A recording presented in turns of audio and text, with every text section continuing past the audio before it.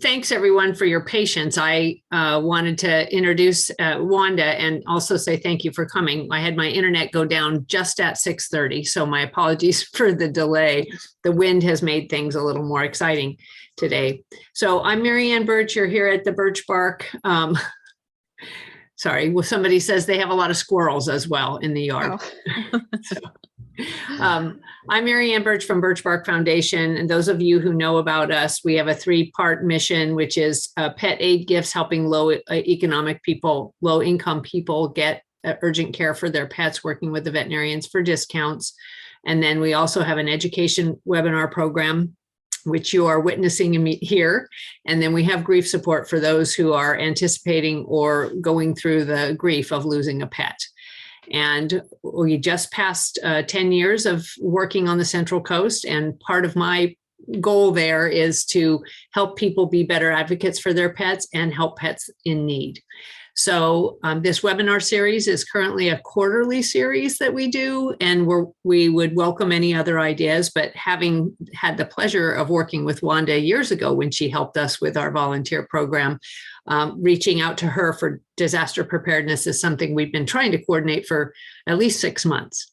So for those of you who don't know Wanda grew up locally in San Luis Obispo and experienced a lot of disaster situations and evacuations and concerns about fires in the area. And so was interested from a very young age in disaster preparedness, and then moved on to work with the American Red Cross as the community engagement manager and working on disaster preparedness through that organization. And currently she is the captain of the community emergency response team in Monterey and the founder of Peace of Mind Disaster Preparedness. So welcome, Wanda. Thank you so much for sharing your knowledge with us tonight. Thank you, Dr. Birch. Thank you, everyone who's coming in, who's attending tonight on this cold, wintry night. I appreciate it very much. So as Dr. Birch said, I grew up in San Luis Obispo and I work for the American Red Cross, and I'm currently a CERT member. So you know that much about me, but I do have a little confession to make that some of you may not know. I never imagined among my family and friends that I'd be known as a disaster lady. But here I sit before you, owner of a business, Peace of Mind Preparedness. Peace of Mind Preparedness is pretty much came, as Marianne said, from my experience living through a disaster myself. In 1996, living on the ranch where I grew up, I was awoken by loud knocking at my front door and told to get out immediately as a wildfire was quickly approaching my home and my mom's home. The experience from start to finish was absolutely terrifying. We were scared, we were panicked, we had no idea what to do. And we actually lost a home in the process. But not only was my family scared by this experience, so were our pets. At that time, we had 2 dogs. I had Cielo and Sophia. I had a cockatiel named Cocky, and my mom had a cat. And we also had about 40 head of cattle on the property at the time. So looking back on that experience, I think about what I could have done differently, not only to help myself, but to also help my pets. And I'm glad that the knowledge that I've learned over the years and the studying of disaster preparedness, that I'm here today to share some information with all of you. And so for this session, I hope to leave you with inspiration to empower yourselves so that if you're faced with a disaster, you'll know what to do. I should probably share my screen now, shouldn't I? Okay, one moment. Okay. All right, can everybody see that?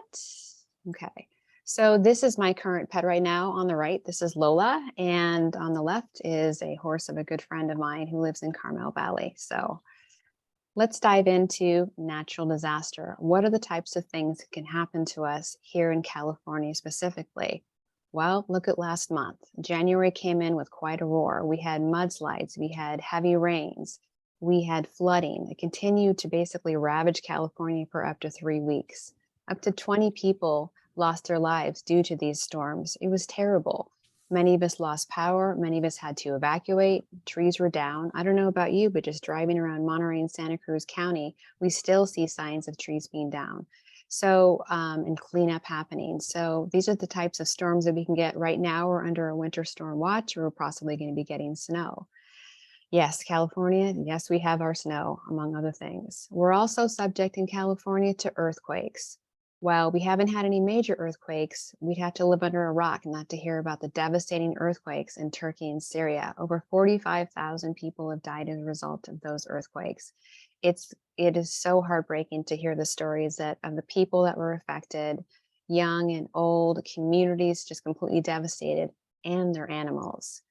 Um, Next month is going to mark 3 years since anniversary since the coronavirus. Remember the days when we were desperate to find masks, when we were desperate to find that roll of toilet paper to stock up in groceries. Well, here we are today. We still have the coronavirus happening, and we have wildfires. In 2020, we had horrible wildfires in Monterey County and Santa Cruz County that set record numbers that were devastating. This past January, well, not last month, but the year before, we started off in Big Sur with a fire in January. We're setting these record numbers of fires constantly. We're so aware of these natural disasters happen that when one happens, we say to ourselves, my goodness, we should have done something. Gone are the days of hurricane season or disaster season. I was reading something from Cal Fire. It was believed they're no longer considering calling it fire season in the summer because Mother Nature has shown us that hurricanes or wildfires or anything can happen at various times of the year. Oh, and I don't want to forget to mention, we also have tsunami warnings as well. Last January, we had one as well. It didn't really amount to much, but it was something. So when the smoke clears, when the flooding subsides, we think to ourselves, what can we learn from these disasters? And I can tell you what I've learned from my disaster. 71% of Americans admit they do not have a detailed emergency plan in the event of a natural disaster. So when I think about the experience that I had with my disaster, here's what I came up with. We have to learn to accept them. They're going to be a part of our lives, whether we like it or not. And we have to think about what is our role going to be in these disasters. More times often than not, we think, oh my goodness, if something were to happen catastrophic in our area, we'll simply just call local police or 911 and someone's going to come to our house. But the reality is, if it's a major catastrophe, we are going to end up being first responders on the scene, which means we have to be prepared. The subject of disaster preparedness itself isn't really particularly appealing. Some think that those who prepare are overzealous, they're odd, they're strange. We've heard of the people that have the bunkers underground, the guns and ammo. I'm not a big advocate for that, but you know what? I'm not against it either, because you know why? Those people are ready. And what I've learned in disaster preparedness is that it can actually empower you and make you feel more confident. It can reduce anxiety and fear, and you can actually strengthen your organization, your business, or your service organization. And when you're preparing, you're taking care of your mental health. You're going to have much more clarity when you have to think at the quick if something were to happen.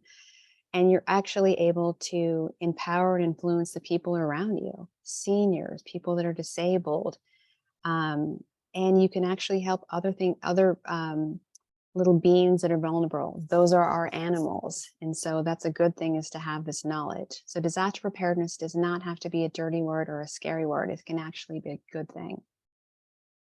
I'd like to pause in between slides. If Rebecca or Marianne can let me know if you have questions, just go ahead and interrupt me, because I really like to be interactive. And since I can't see you, please let me know and they'll let me know. Please let them know and they'll let me know. So okay, so let's dive into disaster preparedness. We're going to do disaster preparedness 101. I like to divide it up into a few sections: getting connected to local resources, knowing the types of disasters that can happen in our area, and we pretty much covered that in the previous slide, knowing how we respond to disasters, the disaster kit, which is a very, very popular topic when it comes to disaster preparedness. But to me, the most important step in disaster preparedness is the communication plan, which a lot of people don't think about. And the way I see disaster preparedness, especially for now in this session, is if we aren't prepared for disaster, then we can't prepare our pets. So let's start this session off with us, with the humans. Okay, so let's talk about getting connected. The way I see getting connected is twofold: connecting to emergency alerts and also connecting to learning opportunities in your area and in your community. Let's start with cell phones. Whether you love them or loathe them, they're a great source of information. While we can't be notified of every disaster that's going to happen to us, it's good to be alerted of the ones that we can. So, for example, if we get an alert from someplace and we know that there's a wildfire coming, we can take appropriate measures. I was alerted by my phone tonight or yesterday that we have upcoming winter storms coming. So that lets me know that I need to take steps in order to prepare myself. Now, here in Monterey County, I know Santa Cruz County and all throughout the United States, counties have emergency alert systems. For Monterey, it's Alert Monterey County. And all you have to do is sign up at alertmontereycounty.org. And for Santa Cruz County, it's Code Red. I definitely encourage you to sign up for this. This will give you real-time alerts from the Office of Emergency Services to sign up for alerts of happenings that can be going on in your own neighborhood. Now, cell phones, whether you love them or loathe them, as I said, they are a wonderful tool. So, one moment. So this is what I've done. I encourage my audiences to download a few apps onto their cell phone.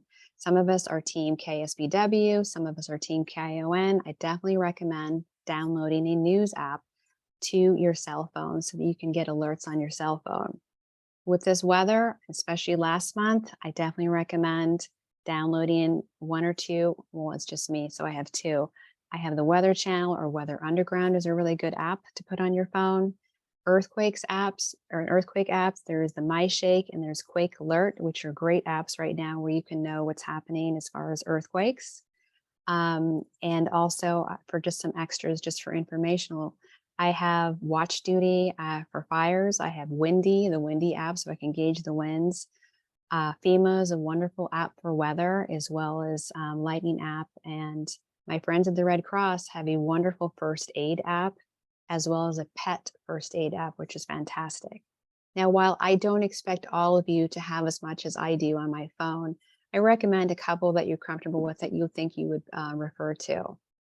As I said, cell phones are wonderful, but if there's a major catastrophe and our cell phones don't work, we need access to information. Knowledge is power in a major disaster. So if the cell phone towers are wiped up, how are we going to get access to information? And that's why I recommend to my audiences that you get a radio. An AM FM radio is good. Make sure you have battery backups. But if you want to take it a step further, I recommend getting a NOAA radio, which is this radio right here. And I have it right here to show it to you. A NOAA radio stands for the National Oceanic and Atmospheric Administration. And what it does is you tune into the station in your area. So we're here, for those of us in Monterey, there's a Monterey Marine Station. You program this radio into that station, and it's going to alert you to 24-hour weather coverage. And you're thinking, Wanda, why would I possibly need something like that? If there is a major catastrophe, Office of Emergency Services would be able to tap into this radio and offer real-time information as far as where to evacuate and where to go in the event of a major catastrophe. This is about $60 on Amazon. I don't make any money off of this, but you can actually find this on my website at peaceofmindpreparedness.com under my favorites, where I have products that I recommend for my clients. I love this radio because it is also AM FM radio. It is solar powered. It is also hand crank radio. It has an antenna, it's battery operated, and it's a dog whistle for all you dog lovers out there. So check it out on my website. So those are just a couple of ways that you can gain access to information. It is really surprising to me sometimes when people will say, I didn't know there was a storm coming, or I didn't know this was going to happen, when we have so much information at our fingertips. So definitely knowledge is power. Please download the app, or at least Alert Monterey County or Code Red. Was there a question, Rebecca? I wasn't sure. I see a little. Yes, Lynette is asking if Hi, Lynette. you could provide a list of the apps that you mentioned. Yeah, Yeah. sure. Absolutely. I have my email at the end of the presentation, and just shoot me an email and remind me, and I'll send all those to you directly if you'd like me Okay. to. So And if you thanks send for them the to me, I question. can include them with the Oh, perfect. YouTube link. Absolutely. Yeah, there was a lot right there. So, but again, you don't have to download all of these onto your phone. I'm just being Wanda, disaster preparedness person. Now, getting connected is twofold, as I said. It's through technology, but it's also through learning opportunities. And what I recommend to my clients is that at least one family member sign up for a first aid class or a CPR class so that someone in their household has knowledge of that important information and life-saving information. Another thing that you can do is you can sign up for a CERT class that Marianne mentioned. I am the captain of the Community Emergency Response Team here in Carmel, and there's several presences all over the United States, actually. And what we do is we work side by side with first responders in times when they are overwhelmed. It is a free class, which is fantastic. Who doesn't love a free class? You learn basic disaster response skills, you learn light medical operations, and then if you want to join the team, you can help out with locating missing persons, traffic control, and lots of other fun things we do. And it's a really great way to help out your community at the same time.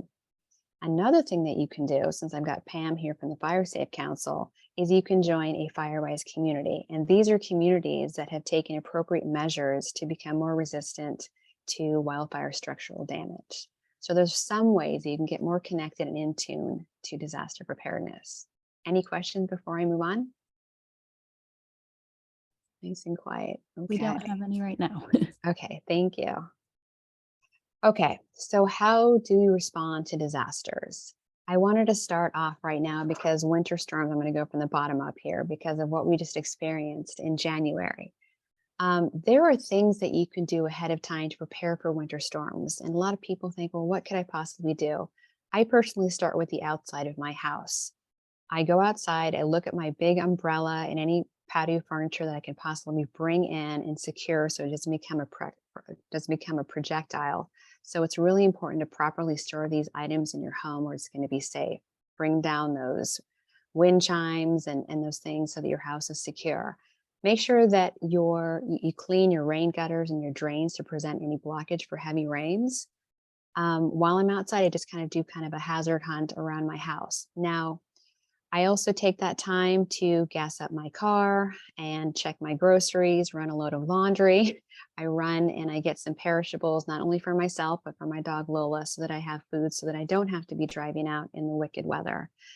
I have a complete list of winter storm tips on my latest blog on peaceofmindpreparedness.com, so I don't have to read all 15 to you right now, but please check those out. It's really important tips.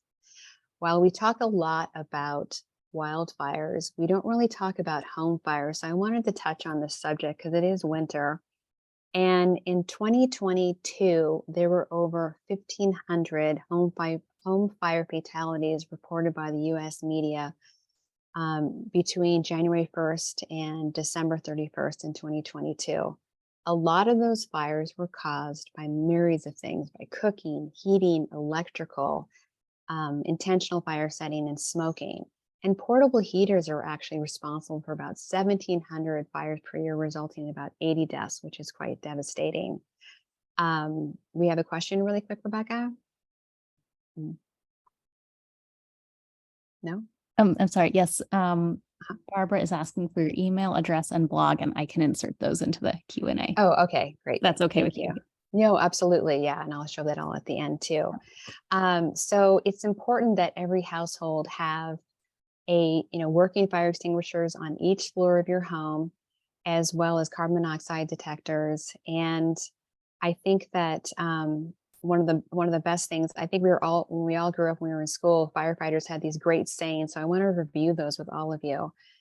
Keep an eye on what you fry. Never leave your kitchen unattended when you're cooking. If you do, make sure someone can stand in so that you don't have a kitchen fire. Close before you doze. Does anyone know what that is? That was formed by firefighters as a tip to close your bedroom door before you go to sleep at night. Because if you close that door and a fire starts on the other side of the door, that can actually stave off the fire for a few seconds, and you can actually think of a different way to exit a room.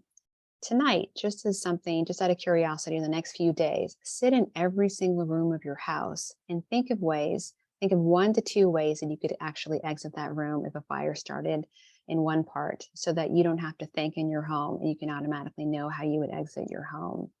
So those are just some tips on how to help yourself during home fires. And of course, the most obvious one, that if you do catch on fire, your arm or something when you're cooking, make sure to stop, drop, and roll to smother the fire out.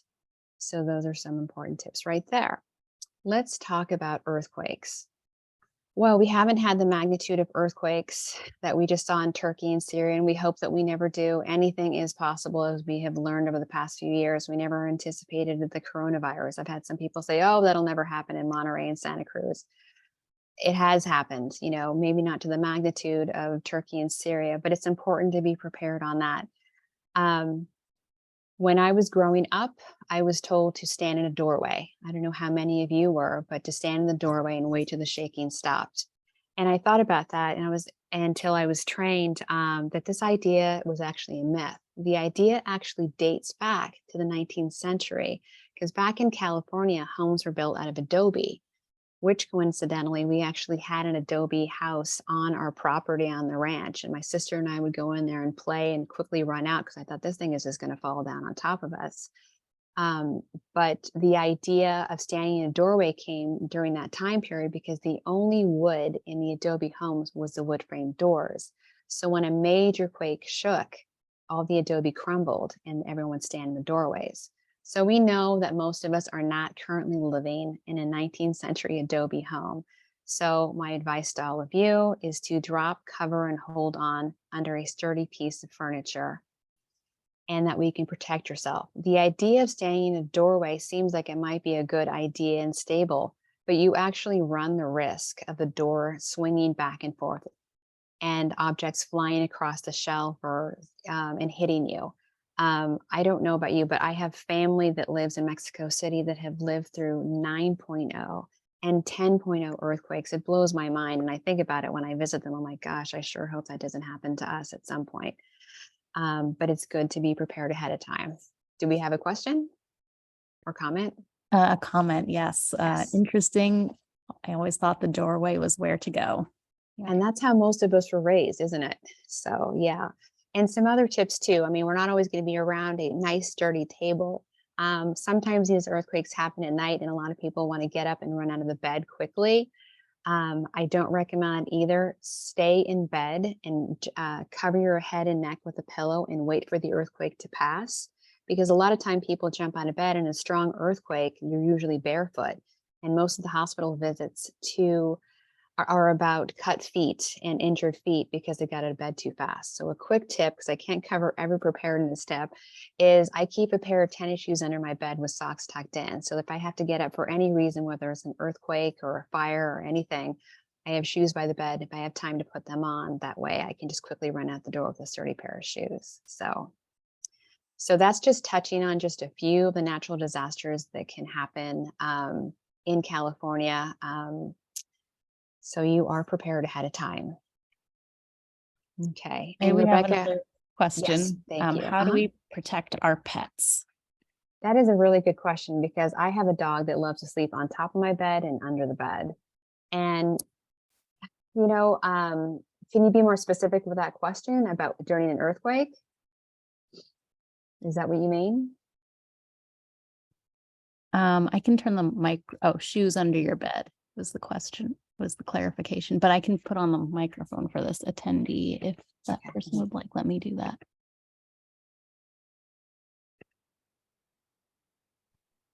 Can you hear me? Hello, Jill. Hi, Wanda. How are you? I'm great. How are you? I'm fantastic, thanks. Hey, so Good, you're good. talking about keeping shoes under your bed, which is brilliant. But what about the pets? I mean, she's over in the corner on her bed, and how can we, I mean, their paws, I guess, are pretty sturdy, but in an earthquake, there's probably not much you can do for them, can you? There's not a lot you can do. And it's so funny. Not funny, actually. I was actually talking to my friend Scott, who's on the call. Scott, you were talking about that, how that animal, that dog was able to sense an earthquake. Sometimes pets kind of get up or wake us up before these earthquakes happen.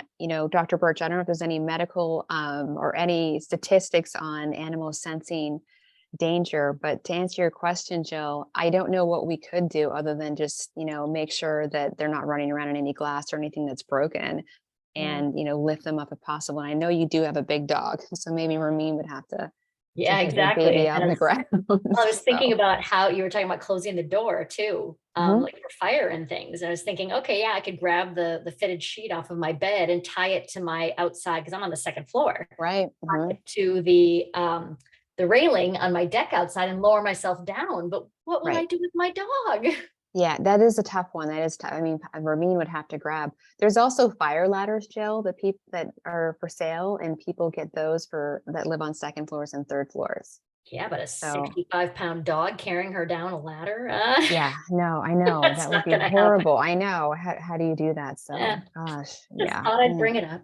Yeah, thank you for that. No, that is a conundrum Sure. right there. So yeah. Okay.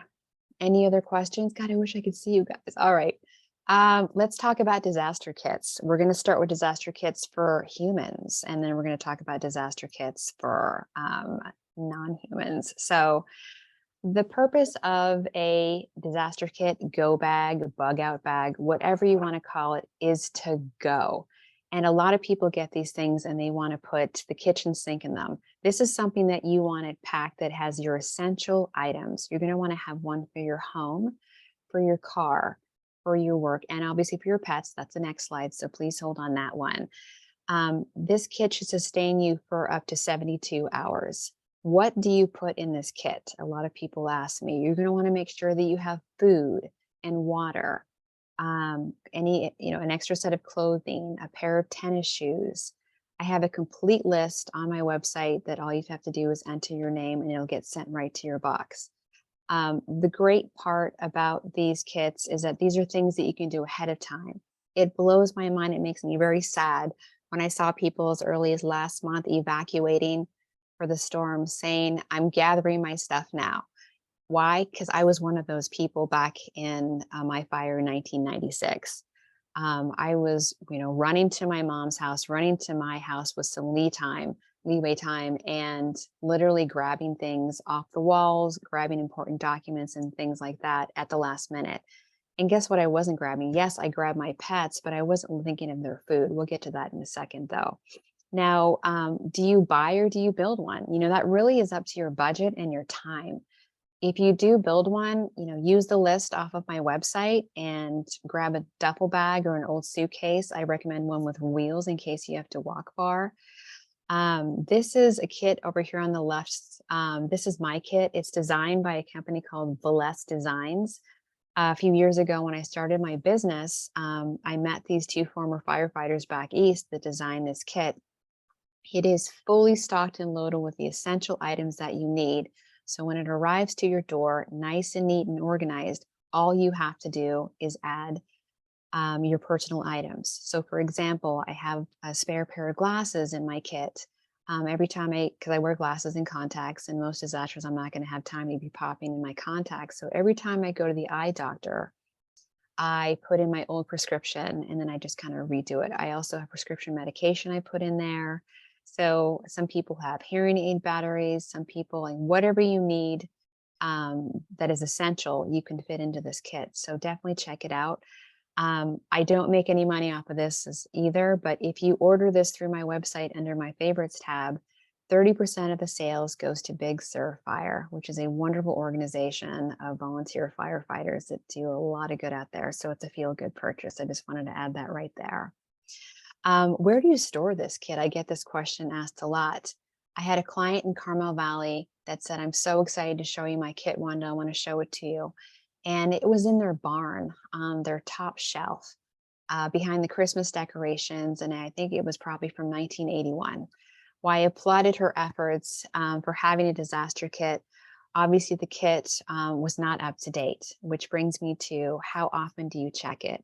My rule of thumb is I personally check mine twice a year. Daylight savings time. It's a good time when you gain or lose an hour of sleep, depending on your opinion. You can also check your smoke alarms, your carbon monoxide detectors. And that's when you really get into the kit. Gather your family members around and say, what's in here? Because sometimes we forget. If you have small children or grandchildren, and you have a set of clothes in there for them, guess what? Kids grow. So you're going to have to replenish supplies, look for any expired batteries, any expired food or water, things of that nature. Any questions on kits before we move on? No? Okay. All right. So as promised,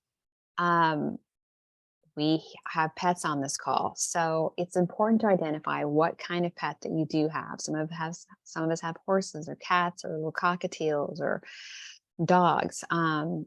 Once you've identified what kind of pet you have, what are their needs? Each pet is so specific, and what do you pack in their kit? So you're going to want to make sure that for some animals, they're going to need bedding. Some animals will need a crate. Some animals, all animals should have a collar, a leash, or some sort of identification. Make sure that there's a first aid kit, an extra collar or a leash, food bowls, a first aid kit, poop bags if you have a dog. And it's important to have a photo of you and your pet so that if you are separated for any reason, you have that in your disaster kit as well. This kit on the left here is actually developed by a lady I met a few years ago in Oregon that developed this disaster kit right here. And everything in this kit is what's shown on the screen right here. So this is Lola's disaster kit, and it has everything you see on the screen right there. And she actually, if you order through my website, you get a little discount for that. And all I have to do is personalize it with what she needs.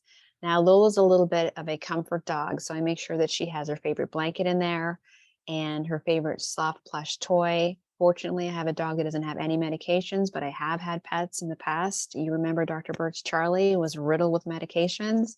So I made sure when he was with me that he had his medications as well. So I want to put it out to the audience really quick. So what kind of pet do you have and what are their needs? And I'll pause for a second. We also have a question. I don't know if you want to. Okay, sure. The question is, well, water bottles take up a lot of room. What other options are there, and how long is the water safe to drink? That really depends. A lot of people want to use plastic water bottles, and I'm kind of anti-plastic, sorry.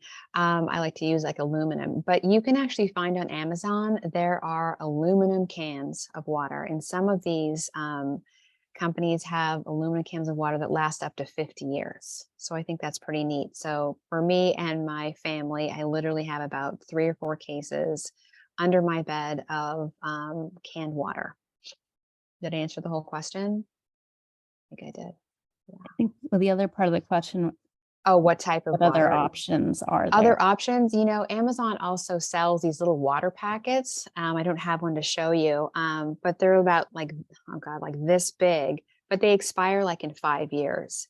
And 5 years goes by fast. And then I end up checking my kit and I'm like, okay, I have 2 more years for this. I have 3 more years. And then when they expire, I end up watering my plants for it. So that is another option for water as well. So, but it's important to have enough water, not only for humans and for your pets, that and also factor in bathing and hygiene for you and your pets if the disaster length goes for a long time.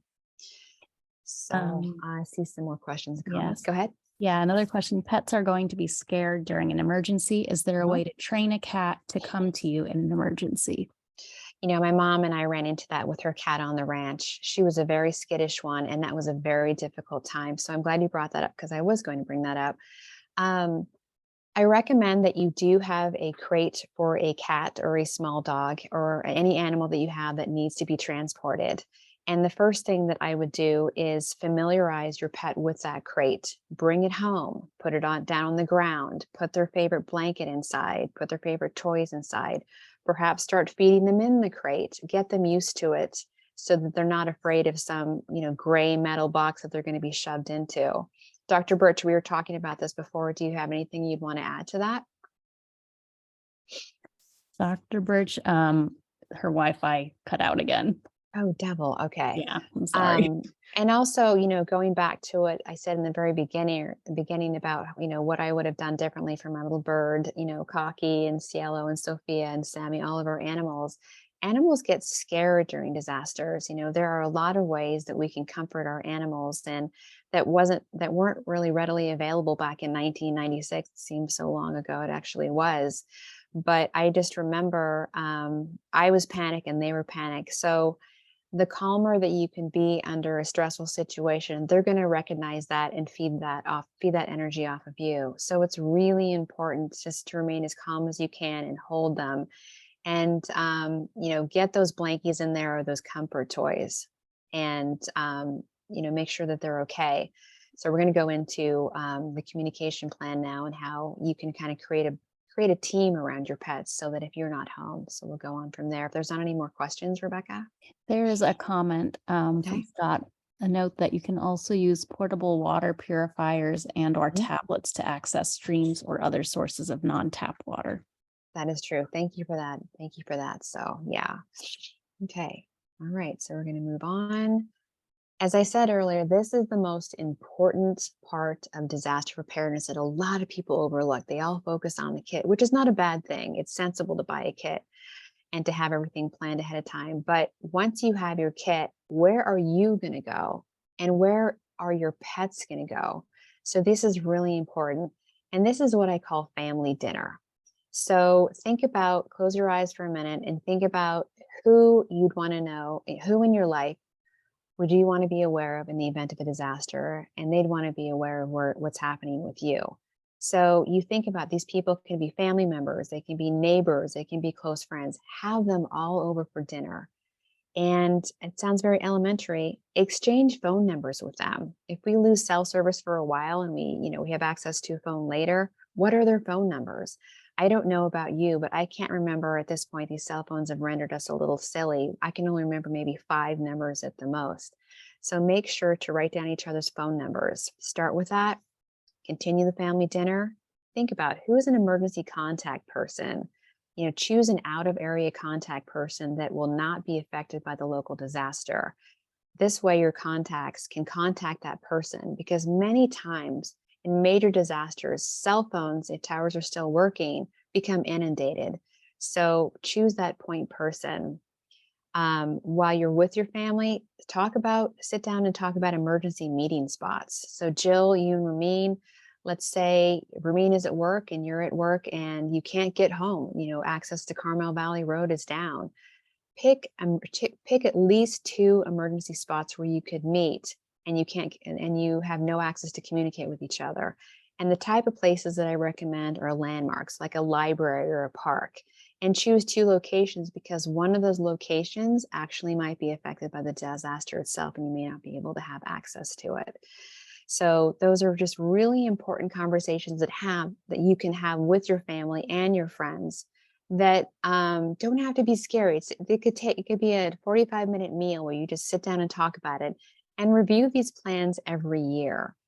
Important documents. As I said earlier, I'll never forget scrambling, to my mom's house and grabbing personal records, passports, driver's licenses, financial documents, deeds of your home, all those important documents. These are things you can do on a rainy day, on a sunny day. You can upload them into an encrypted thumb drive or to the cloud and share these things with your family members. One of the saddest things that I saw that came out of the Paradise Fire was reading an interactive article that a friend sent me. It was a photograph of a family standing in their neighborhood. All that was left was just these plots of ashes and these chimneys that were left standing. And this family was standing in front of their home being interviewed by a news reporter, and they had no way to prove who they were because their driver's license, they had to run from their homes. They had no proof of identification. They had no proof that that was their house where they were standing in front. So definitely get this information ahead of time. What a lot of families do, I recommend also, is videotape the contents inside of your home. And so that you have something for the insurance company and send it to your agent and say, please hang on to this for me. Important documents also include veterinary records. So let's move on to the next slide. Any questions so far for this slide? No new Okay. questions. Okay, so here's some additional tips. It's really important. This is my good friend Ellen, and her husband have Poppy and Roma. And I recommend that you snap a photo, as I said, of you and your pet in the event that you're separated. We talked also about planning ahead for a place to go. Where are you going to go? As we talked about in the communication plan, if you had to evacuate. If you don't have any pets, you think, okay, I'll stay at a friend's house. I'll go to a hotel. But where are the pet-friendly hotels. So these are all things that you can do ahead of time. Research these places ahead of time so that when the big disasters hit, you're not having to think like, gosh, I wonder if this hotel will accept my pets. So these are things you can do ahead of time so that you don't have to think. Keep your pet up on their vaccinations and tuck in their vaccination records into their preparedness kit. They're in Lola's down here. And during your communication planning, identify a neighbor or a family member that can be your backup person for your pet. If something were to happen and you could not get home, but your neighbor is still in the area, give them a key, someone that you trust that can look in on your dog or cat or whatever type of pet you have, or your horse, and make sure that that person can look in on your animal, because if something's happening and they haven't been fed for hours, it's really important that you have a backup person for your pet. So, okay. Any questions or comments? No new ones right now. No new ones. Now, this is one of my favorite quotes. Preparedness, when properly pursued, is a way of life, not a sudden, spectacular program. Now, isn't that the truth? Now, these past hour or so, I've shared a lot of information with you. And some of you might be thinking, my gosh, this is so much. I can't possibly do this. But I recommend to you that you start small, a single habit, and start to build up gradually. And you can start to make real change with your disaster preparedness planning. So I encourage all of you to increase your personal sense of safety, security, and peace of mind, knowing that you're ready in the event of an emergency. I never want to relive that experience that I had in 1996, and neither do I want any of you to experience that. And I know that many people on this call are from different parts of the area and have experienced disasters. So if you want to share some stories or ask some questions, let's do that. You can reach me also at info@peaceofmindpreparedness.com. If you have any questions, I'm happy to answer them. Check out my website. I have a great blog. I have a list of favorite items that I recommend to my audiences. You can follow me on Instagram. I'm a little bit on Facebook, but more so on Instagram. And I'd like to open it up right now for any questions that you might have. And thank you so much for giving me your time tonight. So before I read out the question, I just want to note, anyone who's attending, if you'd like, you can raise your hand and I'll let you speak, or you can type your question into the Q&A. There's a question from Scott. Any ideas for managing large animals, horses or goats in evacuations? Absolutely. Back on the ranch, there was really no way for us to gather our cattle because of what was happening. So that was, pretty terrifying. We thought we'd lose. But there are a lot of people in the valley and in different parts here on the Central Coast that do have horses. So what I recommend to my clients when I go to their homes is, get your pet used to, if you get a horse trailer or have a friend that has a horse trailer, and make sure that you can transport that animal and have a backup plan on where you would take that animal. And just as we'd kind of train our cats and dogs or other small animals to get in and out of a crate, it's a good idea to every now and then just take your horse and, put them inside their trailer and kind of get them used to it, so that it's not just done when the wildfire is burning and the chaos is happening, the ashes are falling. These are things you can do ahead of time. It just takes a couple of minutes. So I hope that answers your question. Hi, Lynette.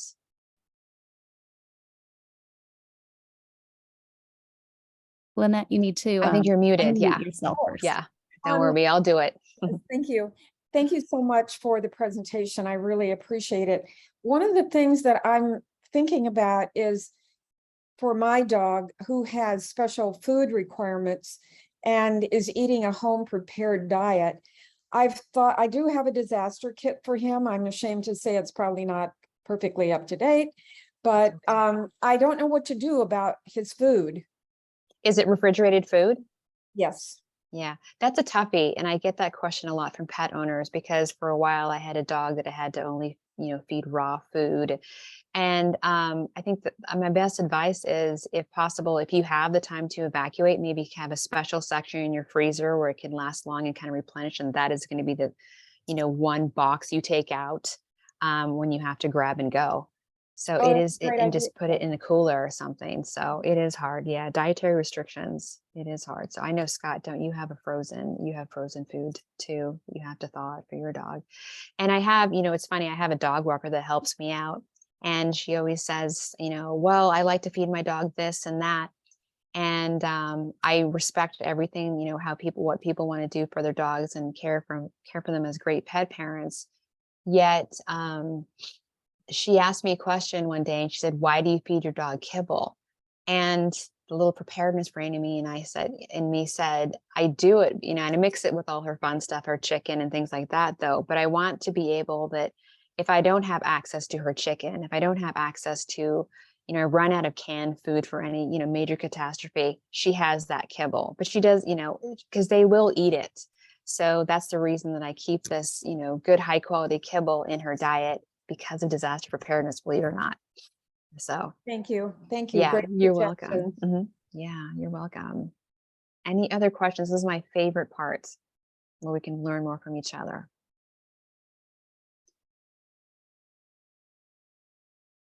No? Okay. Do I see a hand up, Rebecca, or no? We're good? Lynette raised her hand again. Hi Yeah, again, Lynette. I'm sorry. It's okay. No, of course. Questions, full of questions. It's good. You were talking about the CERT classes. Yes. Where are those offered and at what times in Monterey County? So they have classes. They have about 2 or 3 classes a year. In fact, there's another class starting this Saturday, and there's actually one starting in April. And shoot me an email and I can give you all that information. We have a training section manager in Monterey, and the class is actually held at the fire station on Pacific Street. It's actually behind in their EOC area. So yeah, Okay, it's a thank great class, and they usually do it over extended. What is it now, Scott? I have my co-captain on the line. Over 3 weekends now. It used to be weeks and weeks when I took it. It was really long, but now they've condensed it. It's really great. Really good instructor. And it's free. We love that. Thank you. Sure. Hi, Sandra. Hello. I have a question. Do you guys have resources for those of us who live in Santa Cruz County? For CERT classes or what specifically? Yeah, so the resources that you were mentioning, so the CERT and also, the kits that you'd buy. I mean, I'm guessing you can buy those online. Yeah, everything. If you go to my website for any of the products that I recommend, because I just showed you a couple, you can look on my favorites page. And if you have any specific questions, go ahead and shoot me an email. And as far as CERT classes in Santa Cruz, I will look that up for you. I'm not familiar with any offhand, just off the top of my head though, but I can research that for you. I'd be happy to. They're great. Yeah, they're really great.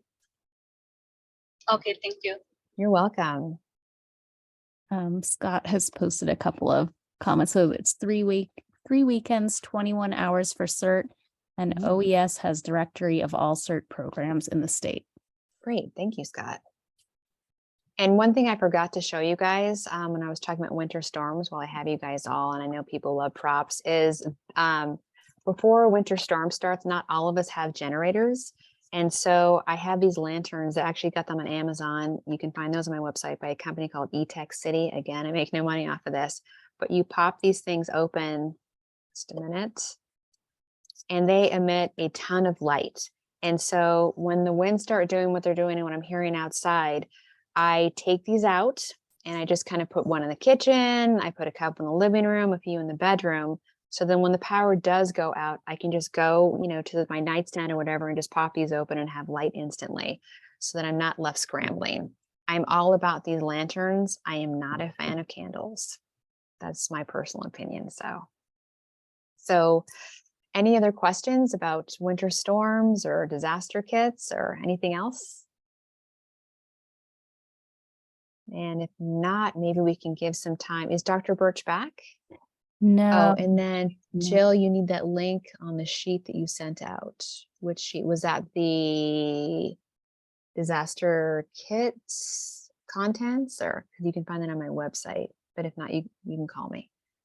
So, okay, I think that's all we have. Oh wait, let's see. Oh, the light. That's also my website too, Jill, under my favorites tab. These are great. And they're really like not that expensive. They come in packs of 4 and 8 and they emit so much light. So I'm currently charging up my tablet and my phone and got my book ready in case, we lose power over the next couple of days. So all things you can do ahead of time. So make sure to check out the blog on how to prepare for winter storms because it's still winter. So, well, thank you all so much for joining us tonight and, taking your time on this winter evening. Dr. Birch, do you have anything you want to add? Are we still out? Birch, yeah, I think so. Okay. Yes, it was a very appropriate topic today because the weather has been challenging. And so Dr. Birch's Wi-Fi is clearly affected, but okay, bummer. Yeah. Well, thank you all, and thank you, and make sure to bring those pets inside and safe. So, because if we don't want to be out there, they don't want to be out there either. So. Yeah, thank you so much for your time and for sharing such an informative talk with us. And if you've registered and you're here or we're here and bumped out due to your Wi-Fi, the recording will be emailed to you when it is ready, along with a list of those apps that were mentioned earlier. And I think a hand went up, but is that? Oh, I think it went back down. Maybe it was an accidental hand. Okay, maybe that was just a wave. Oh, yes, so. It was probably a wave. Oh, wait, no, Phyllis, I think it came back up. Oh, let's see, I can allow to speak. Hi, Phyllis. Actually hear me? Yes. Oh, Hello. my goodness. I've been playing with this Wi-Fi all night. Thank you very much. I didn't really have any extra questions. Oh, well, thank you. Thank you all. So if you think of something else, let me know. Oh, Sandra has one more. Or another question. Go ahead, Sandra. Yes, hello. Will there be other topics discussed or like repeated topics throughout the year aside from this one? Yeah, Rebecca, do you want to talk about the program in May for BirchBark Foundation? Yes. Oh, shoot, what is that? I've forgotten. Hold on. Oh no, what is our next topic? I should know this. It's first aid. First aid, thank you. Thank you, Wanda, for being more prepared than me. It's your okay. job. Yes. Okay. So that is awesome. I have one last question too. I'm a pet parent of multiple pets. I actually have a cockatiel and a dog, and I have like 13 cats. And so, Goodness. What do you recommend for people who have multiple pets? Do you go ahead? I have a big SUV and I do have multiple crates, but it's, sometimes it's hard. Do you have help, Sandra, or is it just you with all these lovely animals? Myself and my husband.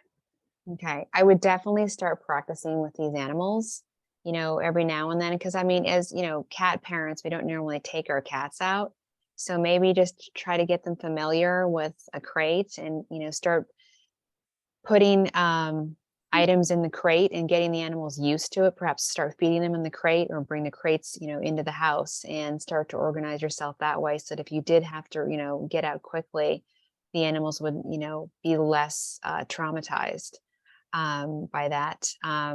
Yeah. One thing Dr. Birch mentioned when we were talking is another good way to comfort animals is a thunder shirt.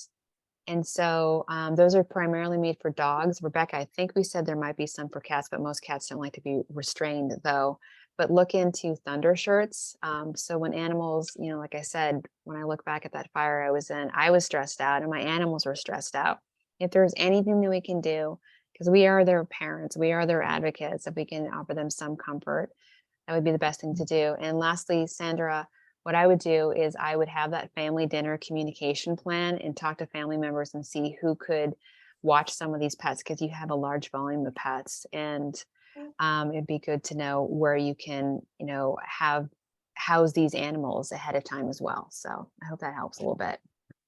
Okay. And so what you're saying is practice and then do it like a couple of times a year so that definitely. Like maybe every few months. Yeah. If you have that many animals, just kind of get them used to the fact, oh, we're going to go in the crate now. Okay, let's do this. Make it a fun thing, not just, shove them in there and say, okay, you're locked in there. Get the animals to get along with each other.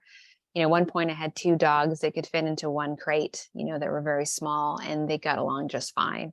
So, you know, it's traumatizing, the whole situation, but remain calm, you know, and it's so easy for us to say that though, but knowledge is power, information is power. So it's really important. So I hope that helps a little bit.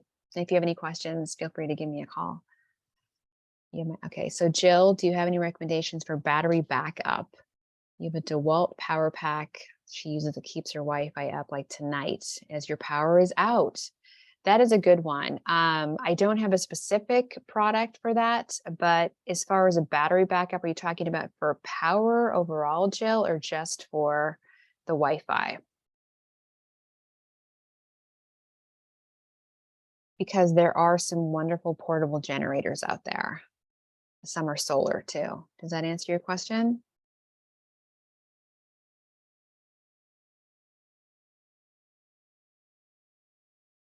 I'm gonna wait. Jill, let's see. Oh, just for Wi-Fi. Sorry, I didn't see that. So I actually can find that out for you. I have a source that has a really, that would answer that question perfectly. Let me get back to you on that one for battery backup. I'm gonna make a note right now and give you a call this week. Because I have the name on the tip of my tongue and I can't remember it. So any other questions?